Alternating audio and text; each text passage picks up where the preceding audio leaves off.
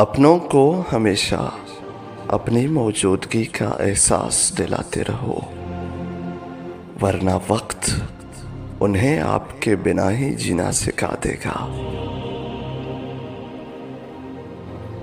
جن میں اکیلے چلنے کا حوصلہ ہوتا ہے، ایک دن انہیں کے پیچھے قافلے ہوتے ہیں۔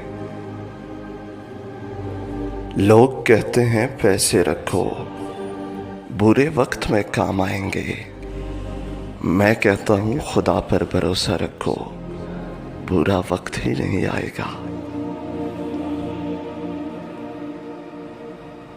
لوگوں کو اس طرح معاف کیا کرو جس طرح آپ اپنے رب سے امید کرتے ہو کہ وہ تمہیں معاف کر دے گا۔ صبر دو قسم کا ہوتا ہے، ایک جو ناپسند ہو